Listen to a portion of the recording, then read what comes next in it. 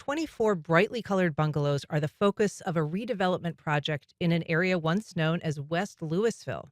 To talk about why he got involved and what he hopes to accomplish is project developer Spencer Fletcher. Good morning, Spencer. Good morning. Thanks for being here.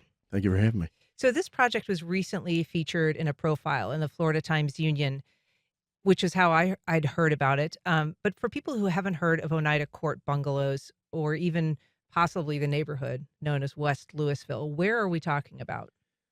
Best way to describe it is it's west of Brooklyn and right north of Riverside. It's a small pocket, maybe only 10 blocks by 10 blocks, and it's one of the oldest African American neighborhoods planted in the city of Jacksonville sometime in the 1870s. And it was the second oldest, you say, just after La Villa. Yes, ma'am. Okay. And so how did you learn about these bungalows in Oneida Court? I, they were sort of blocked from the street. There was a tree line. There was a lot of garbage and debris that sort of kept you from seeing the houses. And I was exploring the area and sort of prided myself in knowing a lot of the neighborhoods and the buildings and the houses and things. And totally surprised when I came across them and just enamored by them. You wouldn't believe the feeling, when you see this thing. This is too cool. It's a diamond in the rough. Yeah. And so this neighborhood, for people who aren't as familiar as you, it's a neighborhood that was basically cut off during the construction of two main highways, I-10 and I-95. And this is sort of northwest of the intersection of those two interstates. Yes, ma'am. Yeah, and it was a reasonably small neighborhood, and it bordered Riverside and Brooklyn. Uh, Obviously, people in Riverside don't even know it exists, and a lot of people in Brooklyn don't know it exists either because the interstate basically blocked it, and consumed a lot of land in the neighborhood as well. Yeah. And so these homes there was originally 27 or 28 of them. Is that right? 29, I believe. I counted 29 in a photograph here. I believe the photograph was taken sometime in the late 40s. An aerial photograph you've got there. Yeah. Yes, ma'am. Yeah, and we know that about five have burned down of the originals. So do the math for me. There's 24 left, 22. 29, 24 left, originally 29. Okay. So how did well, you talk about being familiar with this neighborhood. What kind of line of work are you in that led you to become exploring even in these areas? We do a lot of historic renovation. Paint contractor, was previously in the Navy. I got out and started the paint contracting company, and we primarily focus on historic renovations. So we sort of fix in the older communities, Riverside, Avondale, Mixon Town, Springfield, parts of downtown, San Marco, etc. I think it's interesting. This bungalow court is one of three that are featured in Wayne Wood's book, Jacksonville's Architectural Heritage, which is a real treasure for anybody interested in the history and the architecture of the city. But it is part of what he describes as a bungalow court craze that started in Southern California, but it was these communities that are kind of facing in on themselves without, a street separating the houses. So they're almost like a little commune of sorts. It's sort of an interesting concept, and you sort of talk to a lot of the neighborhood folks here that have been there for a long time, and you sort of come to the realization that this was a sort of the epicenter of the community here. That you had this little promenade down the middle there, and everybody's friendly. Everybody lives in the same development, and you hear stories about the West Lewisville school that was just right next door, and how the kids would come out and come talk to the neighbors there, and it was a very vibrant, colorful community, uh, pre-interstate, ash incinerator abatement. These homes are bungalows. They all have, I think, they're about 800 square feet. They've got a couple of bedrooms, one bath, but they all have a front porch, which is a defining characteristic of that neighborhood. Front porch, they're very ergonomical. They're very pleasant. They're very nice. The only thing that I'd say probably would have been tough to live without was electricity. They did not have electricity when they were built in the mid-1920s. They had oil burning heaters in each room and in the bedroom, in the living room rather. But nice layouts, two bedroom, one bath. And you brought up an example of a kerosene can here in the studio for people who are watching on YouTube or on Facebook. We will try to get a shot of that up so that you can see it, but describe what we're looking at in this kerosene can. We found a handful of these underneath the houses, and there was two chimneys. There was an open fireplace in the living room, and then a flue in both bedrooms, and that was their heat. These standard oil kerosene cans were common in all the houses at one time, and that's how they would refill these potbelly stoves, and they would heat the houses with them. So you are currently working out of a former gas station that's right in that same neighborhood, is that right? Correct. Yeah. In fact, the gas station was part of the original development. So they built the gas station in 1925 along with the houses.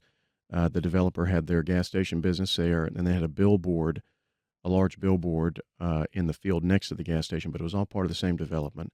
Okay, and so your painting company, your restoration and painting company is based out of there now? Yeah, we're based out of there now, and we use the warehouse space for sort of a staging ground for material and things for the houses. So we are talking, if you're just joining us, with Spencer Fletcher. He is a developer, a redeveloper in this case, of the Oneida Court bungalows. It is a historic Black community once known as West Lewisville, and you are welcome to join our conversation. You can give us a call at 904-549-2937, or you can email us at firstcoastconnect@wjct.org. So you alluded to the history of the ash sites a little bit, and I just want to dial back to that. Not everybody would be familiar with the history of ash sites. They were incinerator sites that burned garbage and produced some really toxic byproducts. How did that history impact these bungalows? I would say pretty negatively. The ash incinerator was located right next to Forest Park, which was the community park there, and it operated from somewhere around 1899 to the early 1960s. And the only paved road in the neighborhood was a small section of Forest Street and then Edison Avenue. So that was one of your major thoroughfares through the neighborhood for all the communities in the surrounding area. And so the remainder of the roads were dirt roads. You can imagine there's a lot of dirt roads or gravel roads, and they would take the ash, the byproduct of the incinerator, and they would dump it on the roads, and they send a truck behind them with burnt motor oil, and they would spray it to keep the dust from coming up. But the issue with the ash That's how was they would pave the roads. that's it. Yeah, that's what they would, and they would dump it in people's front yards, which is pretty common, to build up areas when they were developing. They used as base material for construction of other houses that were built in the neighborhood in that era. So the impact isn't from ash flying out of a chimney. It's literally from being accumulated and dumped around neighborhoods. For, yeah, close to 60 years, it was dumped all over the neighborhood. So how do you feel about the relative safety of the properties in terms of, I know that they've been doing remediation in some neighborhoods to try to make up for the presence of some of this ash. Yeah, I think, I've spoken with the city about it, and I know they have a couple of additional phases of the project. I think on this particular Oneida Bungalow court, when they did the sampling, there wasn't a lot of ash abatement to be done on the property, which was a surprise because a lot of the surrounding properties did. But another little interesting piece of history there is that when they built the development, you notice the block is a lot larger than the other blocks. Well, originally it was cut in half by a street, and the street was MacArthur Street. And the developer made a deal with the city to close the street in order to build the development. And that was the only area that they found areas of ash because that's where they paved the street. So um, I think the city came in and abated all that sometime in the early 2000s. It was a major project, and it certainly led to some of the decline in the neighborhood.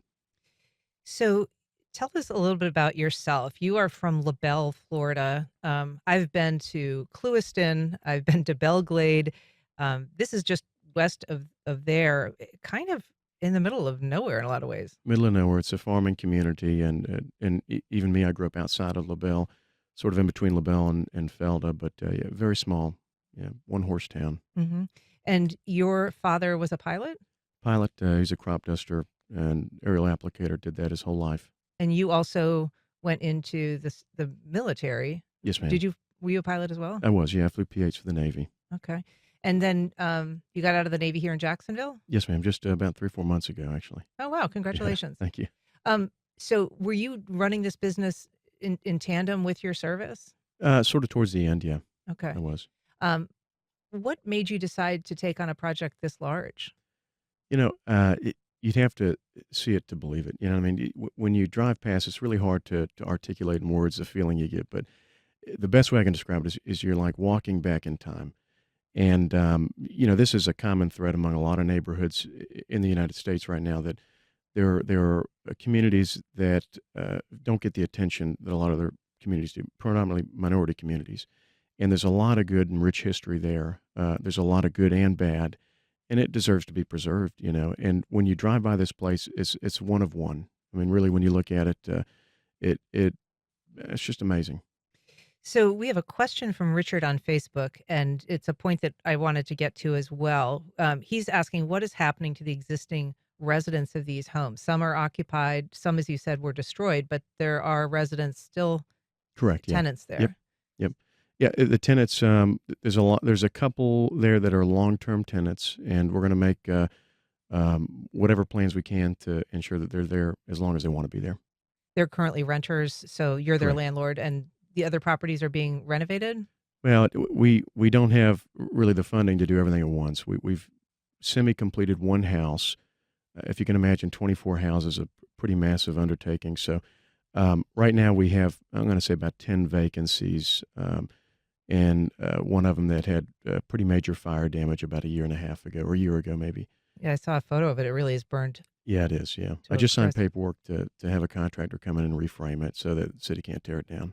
What about the fact, I mean, this is a historic Black neighborhood, as we've talked about. You are, by appearances, a white person. What is there a racial dynamic to coming into a neighborhood with that history and taking it, buying it and redeveloping it? I think it's all of my interactions. I'm locally, active in the local CDC there, and The everything that I've. CDC is the Community Development, Yes, ma'am. uh, just Community Development Corporation. Corporation. That's Okay. right. Correct me. And I'm active in that, and all the reception I've got over there has been overwhelmingly positive. There was two futures for this place. The previous owner had some interest. He was aging out. He unfortunately passed away about a week and a half ago, and he knew that the time to sell was coming up for him. And there was a good handful of other interested parties, and everybody had plans to raise the property. We've got So a call from Charles on the west side. Good morning, Charles. Go ahead. Good morning. I have seen bungalows in the Hollywood Hills in LA, and I've seen, some of the houses on Park Street, some of the larger single family dwellings I've heard referred to bungalows. Could you please describe to me what the archetypal bungalow is? I mean, a single family dwelling that has what architectural features to make it a bungalow? All right. Good question, Charles. yeah, I would say if you're comparing it to something in Riverside here, a better way to describe it would be like shotgun houses or row houses. I call them bungalows because the house is sort of split in half. You have two bedrooms on one side, living room and kitchen on the other side. So it's not, sort of in the middle, if you may. So a shotgun house, traditionally, you got the hallway down the middle and all the rooms to the right or to the left. This probably more resembles a row house or a shotgun house than it does a bungalow. I think of them as having, by necessity, a front porch. Correct. Yeah. Yes, ma'am. So there are a couple of other remaining communities like Oneida Court. There is Dancy Street, which is in Springfield, and those are, I would say, much more specifically like shotgun homes. Is that true? Yeah, and they're the makeup's a little different too. They had a promenade down the middle, which is similar. I think there are also 24 houses. They're off Main Street. The houses are a little bit larger, and there's more of a holiday in between the houses. So the More of a houses, holiday? uh, so the gap in between houses here at the United Bungalow Court, they're built eave to eave. Like they mentioned in one of the news articles, if you wanted to shake your neighbor's hand through the window, you could. Whereas the other one, they separated the houses by a pretty significant distance. These homes in Dancy Terrace, I think, are the same experience that you had when you discovered Oneida Court. If you just happen upon it and you've never seen it, it's actually right behind the KFC on Main Street. So if you go back behind there, you'll come across Dancy Terrace, and you really do feel like you've come to a very special, magical place. They're so unique. What is so appealing about them, do you think? I don't know. Like I said, it's very difficult to describe, and I encourage anybody that wants to come visit, you're more than welcome to. But when you walk down the road there, it really takes you back in time. You're thinking of the struggles, the happiness, the sadness, all the blood, sweat, and tears that have been shed in those places for 100 years. And it just, you got the clotheslines behind the houses still. When you walk down there, you feel like you're in a movie set sometimes. Yeah, it is a interesting history that's passed along, and I wish I could think of the quote that Wayne Wood.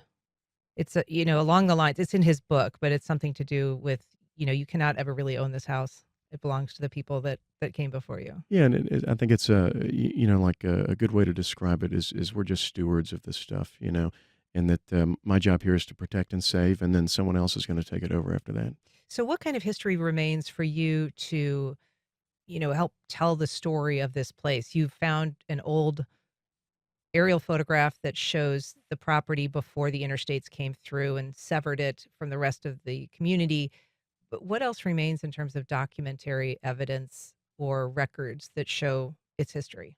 I don't have a whole lot, and I've noticed that finding stuff in other neighborhoods of the city of Jacksonville, like downtown or Riverside and Avondale, for instance, has been a lot easier to locate. But certainly, I'll make a request out to your listeners that if they have some old photographs or documentation of West Lewisville, or particularly this bungalow court, I would be thrilled to add it. The building that you took over and your business is run out of has a piece of history on it itself. It's got a mural of the first African American naval pilot, I believe. Yes, ma'am. D Yeah, Can you tell us about him and also the story of that mural? sure. Ensign Jesse Brown, they just made a film about him. I believe it's called Devotion. Um, but he has some history in Jacksonville. He went to flight school here. He lived here for some time during his flight training. He was the first African American naval aviator, and he died in Korea in action. And was the first African American to die in that war. Correct. Yeah. Yes, ma'am. So how did that mural come to be on the side of that building?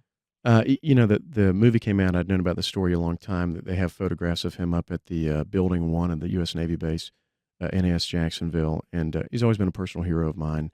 I love the story, and it really is heart wrenching when you watch the movie and read the book. But I thought it was very fitting. He has a lot of history in Jacksonville. There's a lot of firsts in Jacksonville, and there's not a mural of him anywhere else in Jacksonville, and I thought it would be very fitting there. And he also was a recipient of a Distinguished Flying Cross. Is that Yes, ma'am. Yeah. so? A fairly well known name in naval circles. Very well known. Yes, Yeah. ma'am. Somebody that you were familiar with from your own service. Yes. That's interesting. So, what about this project in the end are those properties going to rent for or sell for? What is your plan? Are they going to be affordable housing? Who's going to be Yeah, living there? we're going to have a portion of the project be affordable housing, and then I think the remainder of the houses we're going to keep at an affordable rate.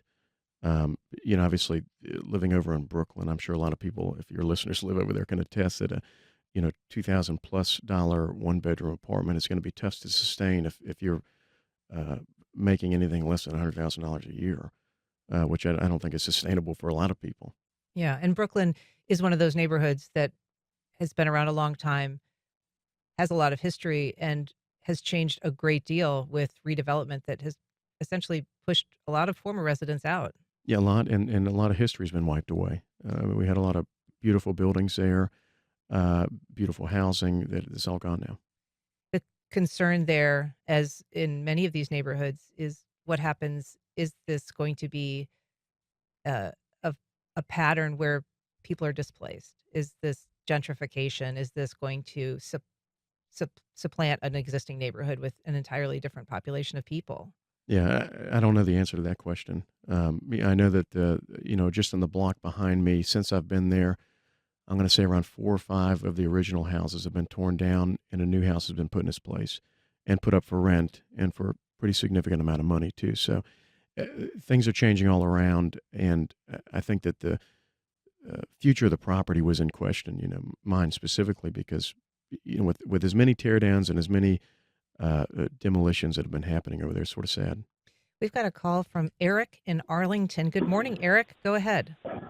Yeah, I appreciate what you're doing, and congratulations on what you're doing. It's important. The reason this is, to me, the reason this is important, that any neighborhood that existed before the automobilization, if you will, of America is important to preserve for a variety of reasons, and most importantly is that it's an example that we don't have to live this sort of suburban sprawl type thing.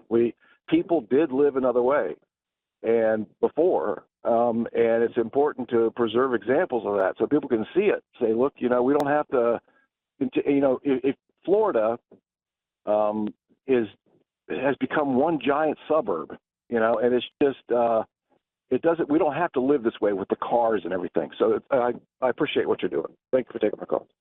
Thanks, Eric. This project, you think, would have ultimately been headed for a tear down of some kind if you had not been able to step in and take it over? Absolutely would have, yeah. The previous owner voiced to me that all other interested parties had plans to raise the property, tear everything down. And did he have a sense that he wanted it to continue, that that was a priority of his? He did, and in fact, that was one of the conditions, that just a verbal, but we shook hands on that, and he wanted to see him safe, and I certainly am going to make that happen. And it's very unfortunate timing because he'd have been thrilled to listen to this, but he passed away about a week and a half ago, 2 weeks. Is there any designation for this neighborhood as historic? And I know that that can cut both ways for someone working on a home. I'm sure you're familiar with that because you've worked on a lot of historic homes. Yeah, it certainly changes the guidelines, but we're still doing all the work that we would have been doing in Riverside and Avondale. We're still keeping to the guidelines that we would normally.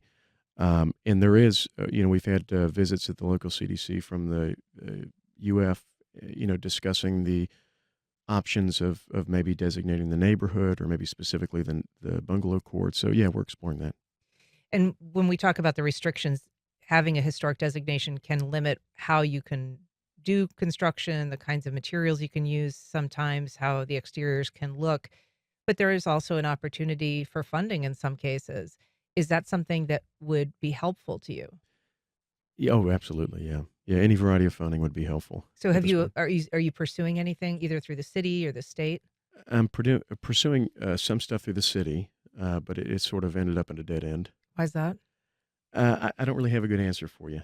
I think that a lot of the processes they have in place or are built for a large development company or a large firm that have a team of attorneys. So it doesn't really seem to make it achievable for somebody of my size. If that makes sense. It's interesting. I mean, that is a kind of a stated priority of this mayor is to allow for people like yourself to avail themselves of city services in a way that is helpful to them, but that's not been your experience. No, not at all. In fact, for about a year and a half, I've been calling and calling and calling at nauseum, to have the city come in and do some infrastructure upgrades in the neighborhood. The neighborhood never had sidewalks, with the exception of maybe Edison. Never had curbing, never had adequate stormwater drainage, never had street lighting in a lot of cases, or it was so old and antiquated or was broken.